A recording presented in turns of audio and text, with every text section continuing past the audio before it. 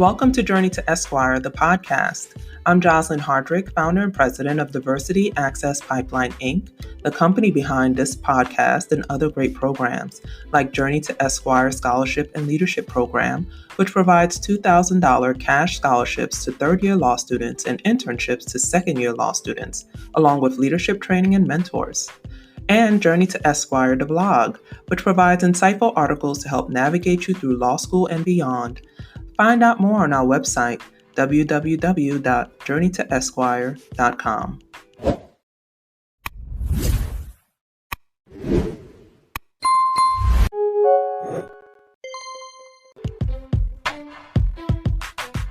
Hi, it's Jocelyn Hardrick, founder and executive director of Diversity Access Pipeline, Inc., the nonprofit behind the Journey to Esquire Scholarship and Leadership Program, podcast, and the blog. And today I'm so excited. We have a guest who we've worked with a lot in the program. We're passing the mic to Jennifer Duclair, Esquire, aka the bar exam mentor. So I'm excited to hear about Jennifer's story because she shares it with our students in small groups, but now she's going to share it with the world through the podcast. And here's a little bit about Jennifer's story. She thought that passing the bar the first time, getting a job right after, and it was the coveted route after you graduate from law school. So she had no other outcome in her mind, and she prided herself on having never failed at anything before. She believed the bar exam would be no sweat, and then she went and sat for the bar exam, and she ultimately failed the first time she took it. And she's a young woman who started college at 15, was traipsing around the world worry-free with a degree in hand by 20. She got into a top-tier law school while raising a child alone and serving in the military and working. So hard work was no stranger to Jennifer. So she could not even begin to add up how she ended up failing the bar exam. But she has since cracked the riddle to the bar exam retake cycle, and she uncovered the one thing law schools and bar reviews had not been covering in their classes, and that's the mindset prep. And so she has a proven and reasonable, repeatable process that she's created, and she's went through, she blasted through barrier after barrier and achieved each new goal that she set. So she's now showing people how to use the techniques that she came up with to crack that riddle. And she and I have a lot in common because I do a lot of mindset work with bar preppers, which is why I reached out to her to help the students in the scholarship and leadership program get the right mindset when they're approaching the bar. And here's the great news. Once you approach the right mindset for the bar exam, you can then use that for everything else in your life. So Jennifer's going to talk about all the different services she offers. But before we get to that, we want to hear about her journey to Esquire, right? So we're going to start at the beginning. Welcome, Jennifer. Thank you. Thank you for having me. Yeah, we're excited that we're finally able to have you on the podcast. So let's talk about what made you interested in being a lawyer. So I didn't know you got into college at 15. That's really young. Yeah, well, to start at the beginning, I was one of those students that talks too much in class on her report card. Yeah. So naturally that leads to becoming a lawyer, right? Yes. So my fifth grade teacher said, Jennifer, you should become a lawyer. I didn't know at the time that was code for you're being obstinate and retorting with words too big for us to call you rude, but you're still not falling in line. That's really what that is code for. Didn't get it. Mm-hmm. But that idea stuck.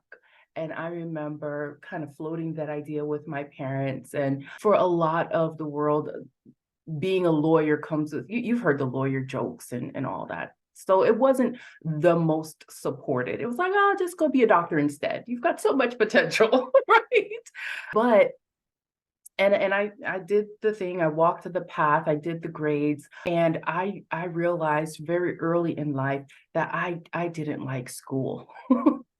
I didn't like school. And I remember counting the years until I could graduate. I also knew that being a child of immigrants, that it was not going to be okay to cut short on school. Like, it was not going to be over until I had a terminal degree that ended in D. So I found a way to make it go faster. And that's how I ended up in college at age 15 because we needed to get this done. And I walked that path, I did it. And I had gotten sidetracked into trying to pursue the medical route because of, influences of those around you. And it wasn't until I had done the school, I blasted through university and felt burnt out. So I traveled around for a good long bit. And then I reached a crossroads in my life and thought to myself, I think from here on out, I need to do it for me. Whatever it is that's going to happen needs to be for me because I've checked the boxes of everybody else's plan for my life and got burnt out and I have nothing to show for it. I'm not satisfied with the result. My passport and a half, I had to order another one full of, stamps was nice, but that was because I broke away and decided to do my own thing. So now, what did I really want to do? And I remember two of the dreams that I had as a youth that I was dissuaded from was becoming a lawyer and serving in the military. It was actually a dream of mine. I used to sneak away during my volunteer hours in the hospital because, I was doing the whole go the doctor route, right? I would sneak away after I finished my chores, checked all the boxes, no one would miss me. And I would watch JAG episodes on their Wow. TV. So this whole lawyer military thing was growing in me from a young age. I think I was a candy striper. I was like, preteens and doing the candy striper thing. So that's how that started, right? It was probably more of a what do I want to do just for me thing, and those where that came from. Yeah, that's a great story because I saw it on TV too. I saw Matlock Perry Mason, and a lot of people listening are like, "What is JAG and Matlock and Perry Mason?" But Google it, you'll find it.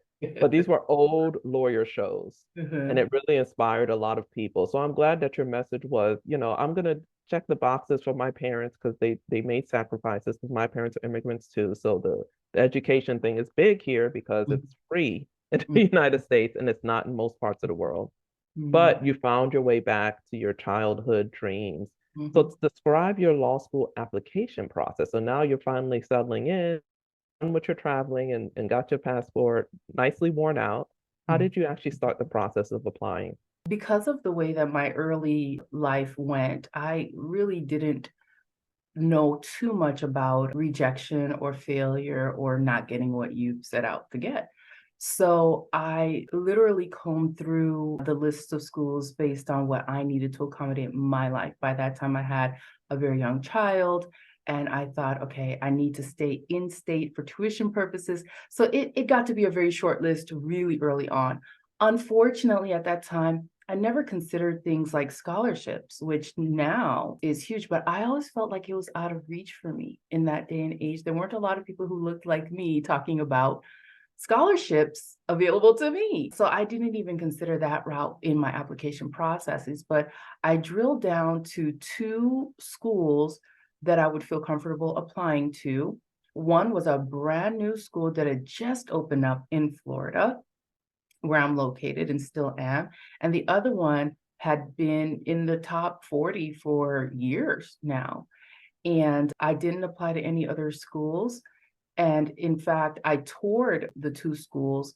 And when I presented my options to my unit, because I was serving in the military already at that time, and I was in the legal unit, so I was surrounded by attorneys who were in the reserves. So they were attorneys in civilian life working actively as attorneys and also serving in the military. And I was in a room with 20 to 50 of them at any one time. I had no idea what kind of network I had at my fingertips. And I posed my options to them. And one attorney was literally like, are you on some kind of drugs? That's not even a choice. Go to the top tier school, right? Wow. And I mean, 15 years later, that other school is actually ranking very close, if not surpassed, the school that I went to. But never mind that. I did go ahead and go to the top ranking school, but the fact is I think I only applied to my school that I went to. I may have applied to that second one. I don't think I did once that attorney told me. I essentially never considered not getting accepted. That was just my life. I just did what I wanted to do and I got what I wanted, which is why it Wow. was such a huge surprise when I didn't pass the bar, but more on that later.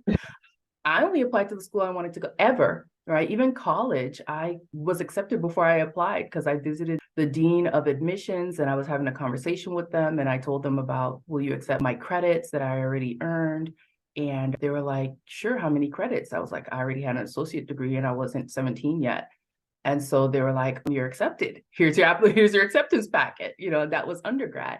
So it never occurred to me to not be accepted to the school I wanted. I studied for the LSAT while I was pregnant. I just went to the local library, pulled the book off their shelf, sat, did a couple hours, did that a couple of times, went in, took my exam, and I don't remember the score, but it was enough for a top tier school, right? I just did it. I never questioned whether it could be done. I just said, oh, I'm going to do it. And I did it. And that was me getting into law school. Now ask me about what happened after.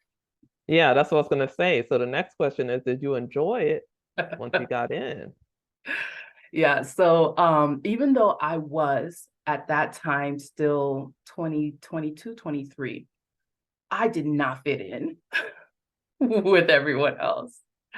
And diversity was a much bigger thing when I, attended this school than it is today. That's for sure. So there were a lot or a bigger percentage of students that looked like me. But as far as being a single mom, serving in the military, actively in the reserves at that time, working, there just, I was an anomaly. And so the support system that was built wasn't for people like me. I felt very alone, right? Even in the setup of housing and things like that. Like it was the norm to have housing with roommates and such, but it's like I essentially had my own little family, right? And nobody was speaking about graduate and family housing and things like that because that didn't generally apply to the majority of students that enrolled. And what made it harder, I think, was because I was their same age, but they had gone straight through all school, graduated last, May, and now they're in law school, and we're the same age. So nobody could, I didn't pop up on anybody's radar. And I would say that I did fall through the cracks. Not grade wise, somehow the grades happened. Hmm. But in other respects, I fell through the cracks. And so by the time I got to that third year, I had a lot of self-sabotaging thoughts, imposter syndrome, thoughts that I don't, belong here going on in my head. And nobody was the wiser. A few professors, I was very personable and I would speak. So a few professors were able to see some things and drop some hints or give me some direction. But that was about it. I was definitely feeling alone in the struggle to juggle real life and the full-time load of law school. It was a blur, but I remember it being a hard time. Yeah. Yeah, so I wanted to elaborate a little bit because you said, okay, you have reserves, you have a child, and you're working. So Mhm. how did you get all those things done? What did your support network look like, and what message do you have for people who may be thinking about law school and thinking, I don't know if I can juggle all these things? Mhm, mhm. So in my first year, I, had the beautiful blessing of parents who were like, girl, you don't know what you're in for. Let's hold your child so that you can do law school. And I said, well, is that really necessary? Mind you, I just come off of active duty for the entire summer. I'd rented an apartment sight unseen because I just didn't have time. I threw stuff in my car and I'm still like, well, let me bring the 6 month old. Okay. And so my parents were like, no, you don't even know what you're walking into. And so they were insightful for that. The first year, I worked my tail off. I woke up at 5 a.m., which was normal for me because of the military life. So I woke up really early. I did all my reading in the very early hours. I was very much word sight oriented and I needed to see the words on the page. I did keep up with my exercise because I was forced to, that military life, but that helped with energy levels and mood levels and other things like that. And then I did do a few of the boxes that you check off that you're told that you're supposed to try to do. I competed and got onto moot court and other things. And it was pretty much round the clock working and studying.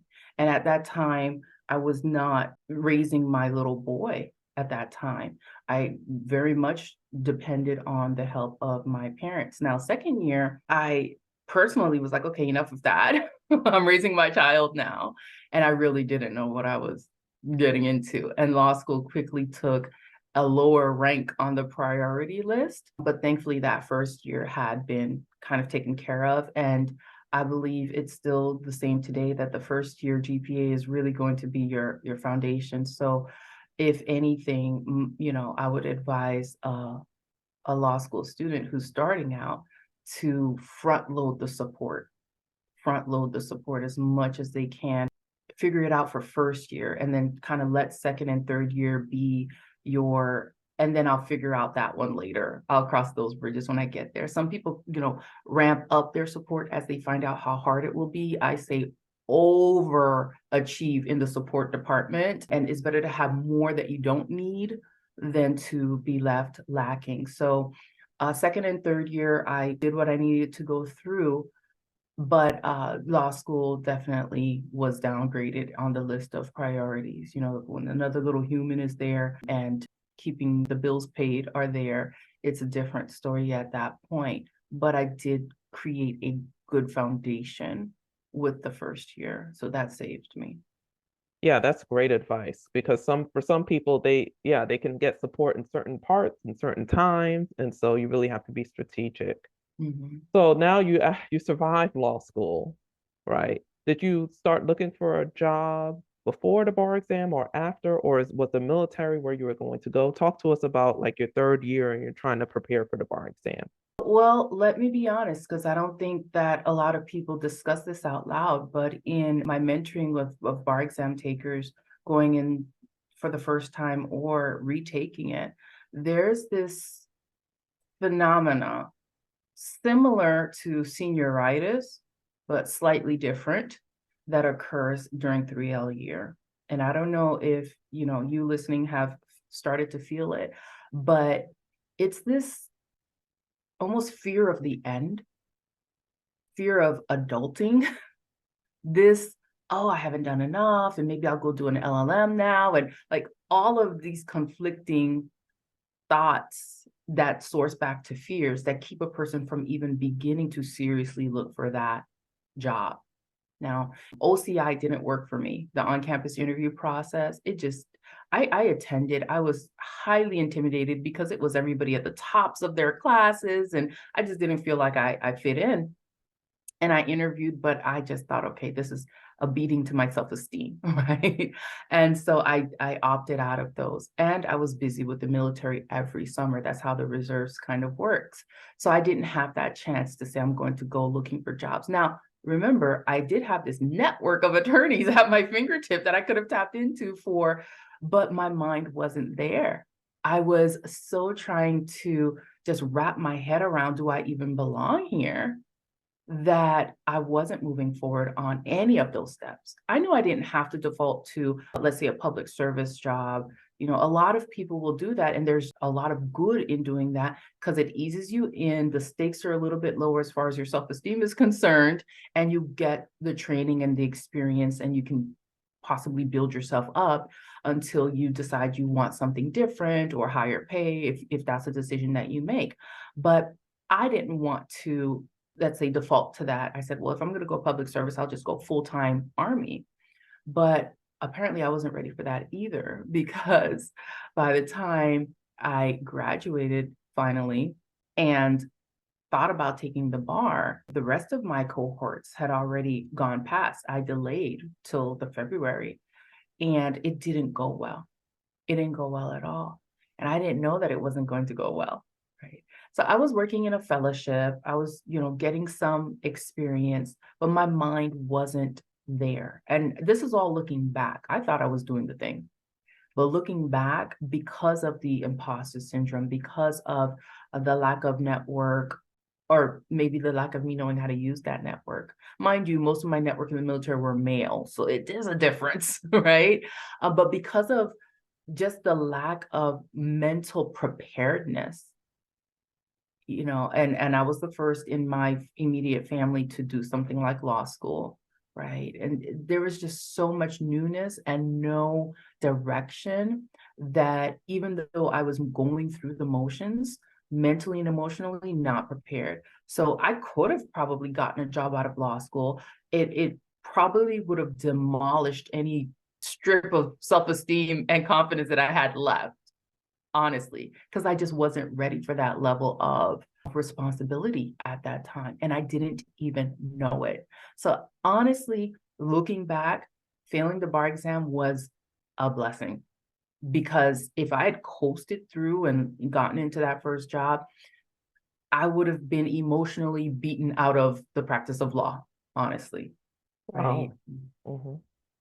Wow, really interesting. We've talked about some of the other things we usually touch on, like what advice would you give students, and then what it's like being in the military and in the law. Talk to us about now what you realize, this mindset work that you do and you're so good at, because the students in the program who've gone through your sessions really, really appreciate it. I mean, it gives them a moment to reflect so that Mhm. they're not caught unaware the way you were. It's really Mhm. easy too. Most people in law school did do very well in undergrad, did do very well in high school, did coast previously, and did well enough on the LSAT to get in. So in their mind, yeah, I'm good. All this talk about the bar exam, whatever. But you and I both know that the exam they give now is harder in a lot of ways. The students are even less prepared now for a lot of reasons. And then there's this new bar exam coming out called the next gen bar exam. So now there's like, depending on when you're graduating or when you're starting law school, you may be taking something completely differently. So tell us about, Jennifer, the bar exam mentor. What is this work that you're doing? Thank you. The work is probably in its infancy a passion thing. When I first started, I didn't have this in place. And so I failed the bar multiple times, despite how smart that I am.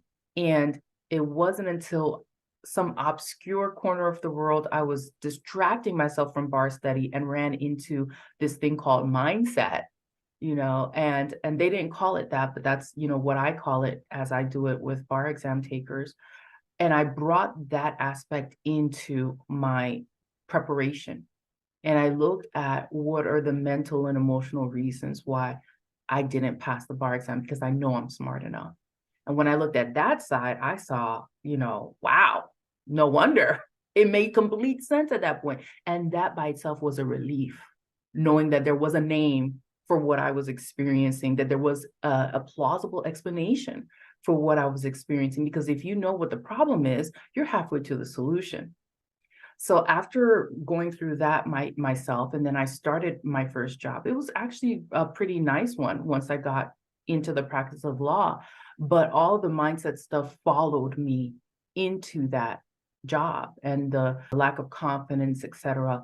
I was able to trace that and say, okay, now that I'm here, and I did all the other things that I had on my list. I invested here, I did this, I did that. So I felt pretty good about my first quarter life. And now moving past that, I look back and I said, what can I do now that will fill my heart? Like, this is more of I'm doing things for me. And when I look back, I realized that I needed more than anything somebody that was going to reach out to me before I failed to let me know that here are some other factors that you might want to take notice of, just in case they may be affecting you. And I needed them to do it blatantly in order to get through to me. Some professors dropped some hints along the way. This is true. Looking back, I realized what they were trying to say. But I need someone in my face, because law school keeps you busy. And if you're juggling all these other things, you need like red neon signs letting you know and catching your attention. And so I decided to be that for the law students moving into the bar prep phase and moving into attorneys, because I coach attorneys now too. So I started to shout from the rooftops about failing the bar exam at a time when that was just like not done. Like, if you fail the bar exam, you like get off social media, you don't talk to anybody. And starting in 2018, which is when this business began, I started leading with that story. And people really got curious, like, who is this girl telling everybody that she failed twice, right? That's something you hide. And some people did come by with some shaming comments about it. They really did, because back in 2018, that wasn't what you did, like you just hid it. But I needed to lead with that story, no matter how much, face that I would lose, because other people like me needed to be aware that you can have all the smarts and you could even have support and strategies and top-notch courses. But if your mind and heart are not aligned with passing the bar and getting to that other side, you could self-sabotage yourself and keep yourself from crossing over that finish line, even with everything in place. It's a really sneaky thing.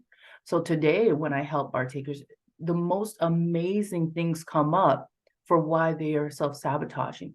Some people connect passing the bar exam to a relationship change. Like, let's say they were getting tired of their marriage and they're like, once I become a lawyer, I'll be able to support myself, and now I'm really going to consider that divorce. Now they're self-sabotaging their whole lawyer thing, because listen, a whole relationship change hinging on you passing the bar, that's huge. Let's not do that. Right?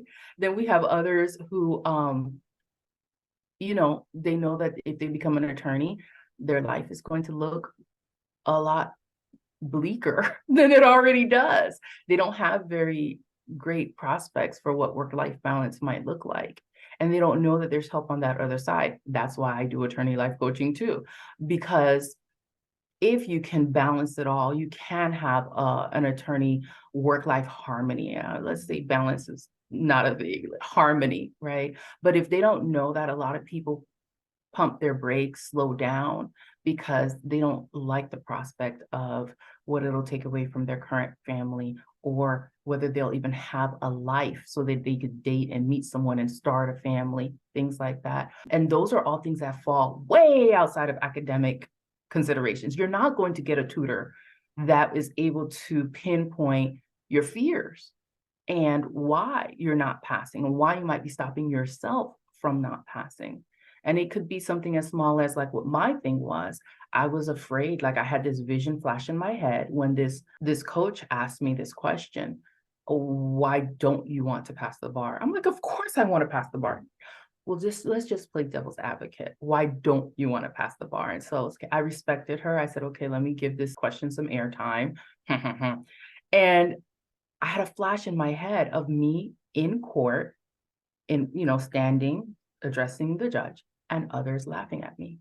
And I realized that I was scared of being that little Black girl that doesn't belong. And that's like the illustration of the imposter syndrome I had been feeling all through law school, right? But something as small as that. And once I realized that consciously, I was able to put it to rest. I didn't solve it at that time, which it floated up again as a lawyer. I didn't solve it, but I was able to put a pin in it and say, well, that's not something for me to worry about right now. Let me just focus on this exam and get this exam done, because I consciously uncovered it. See, a lot of the things that hold bar takers back are under the surface, and you have to know the right questions to ask, to dig around and bring that up. But once it does come up, you can often lay it to rest and move on with your life, right? Some people that are railing against the bar exam, they want to abolish it. That's not going to help you pass the bar exam. And so we have to address that, deal with it, put it in a light that allows them to do their best on the exam, even if they believe that the exam should not exist. Like, there's lots of, and it's different for everyone, which is why you need to get into your personal psychology, get into your own mind to find out, what might I be using as a holdback reason, or what exists there that I don't even know is there. And once you're able to dig those up and just shed some light on it, usually you can lay them to rest and start moving forward and not sabotage yourself. But nobody was talking about this. So since I started doing this, I have, I got reached by law schools and tutors who were interested in, what is this? But it's a whole different angle of the bar that you can't just slip in, as one chapter or one module in the course, right? Right. Mm-hmm. Yeah, and it's usually done, I would say, a little bit before bar prep and then alongside bar prep, so you don't sabotage yourself through the study process, right? Exactly. Yeah. So there's more focus on it today now than there was when I was taking the bar. But this is part of the reason why I got up on my soapbox with it, is I said there needs to be more awareness about this in the law world so that people can get the answers they need and not be held back at this step because of just the unpopularity of this angle of approaching the bar exam. Wow, that's outstanding summary of what you do. So our listeners now like, okay, where do I sign up? How do I get info? So I think there's some goodies you want to share with our listeners. Let us Yeah. know what those goodies are. We're going to put the links in the description box. Yes. Now that I'm speaking, I think a perfect entree for the listeners who understand or it resonated with them, this idea of you don't even know what's hidden there that might be blocking you. I have the perfect entryway into uncovering some of those things. And it's my manual to bust bar exam blocks. And it will take you on a deep dive into your own, mindset space so that you can uncover your personal reasons that might be there for you and get ahead of them. Everybody has fears about crossing the finish line and becoming an attorney. Everybody has those fears. But if you can become conscious of them and lay them to rest, then you're that much better suited for tackling bar prep with full all out, vigor, right? Rather than half stepping or self sabotaging. So my manual to bust bar exam blocks is there for you, whether you're taking it for the first time or retaking it. And then I also want to gift my first time bar takers triumphant mindset training. So you triumphantly approach and go through the bar prep process. And it is a full training. And I'll also gift that to listeners who want to download it. Oh, excellent, excellent. And I love the point that you made that this is so personalized. So yeah, you can use a few of these things, like you said, it's an entryway into figuring some of it out. But if you really want to dive deep, give Jennifer a call, sign up for her services. The students that I have in our program who've used her have sung her praises. I do this work as well with my students, and I've had to scale back on it and say, well, who can I go to? Jennifer's on that list. There's some great people out there doing this work now. But Jennifer is the first person who has articulated to me in a way that I was like, this is interesting. This is great. And then I started to do some of that stuff as well. So I want to thank Jennifer Duclair, the bar exam mentor, for sharing her story with us today and her journey to Esquire. And thank you so much for listening. We're going to see you guys next time. Thanks, Jennifer. Thank you.